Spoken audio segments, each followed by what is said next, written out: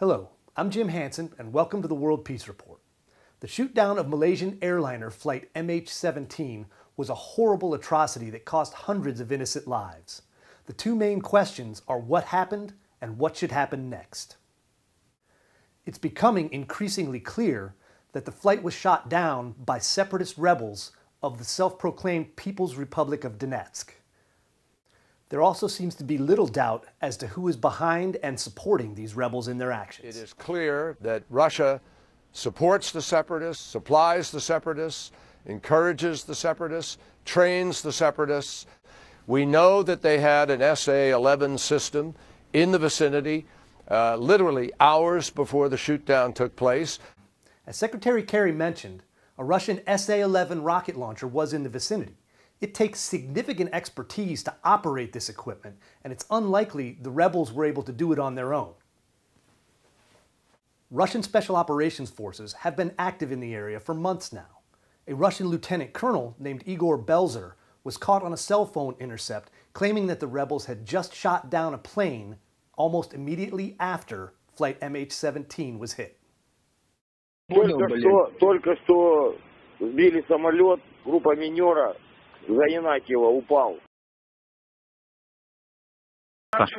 Ну что у вас там? Короче, стопудово гражданский борт. The question of what to do next is much more complicated. Who should or even can investigate and potentially punish those involved for downing the aircraft? While it's possible they purposely targeted a civilian aircraft, it seems much more likely that they thought they were shooting down another Ukrainian military plane. It doesn't appear to be a terrorist act, because a terrorist act by definition is aimed at killing civilians. If they were trying to attack a military target, in this case a Ukrainian military aircraft, and accidentally shot down a civilian airliner, that's not a war crime. It's a horrible mistake. It's an atrocity. It's a tragedy. And while they do bear moral responsibility for those deaths, it is not legally actionable as a war crime. That takes us back to what should be done and who should do it. There are no transnational entities that are capable of getting on the ground and taking control of this situation. The United Nations can't. The UN Security Council has Russia as a voting member, and they can veto any action that may be taken. The International Criminal Court has no real authority, and the US is not even a signatory or participant in it. Absent an international organization willing or even capable of action, it is left to those who can.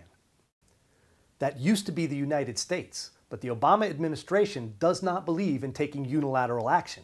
Consequently, they're reliant on others to help. Hillary Clinton claimed that this is a problem for Europe. The first question is, what does Europe do?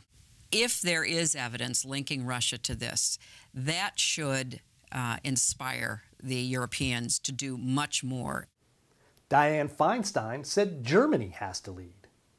I think Germany in particular has to lead.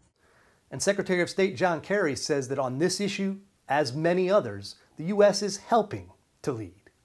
The United States of America has never been more engaged in helping to lead in more places than we are now. It seems unlikely that the Europeans or Germans are going to take any substantive action, given their large reliance on Russian energy. In addition, their lack of actual military options limits their leverage.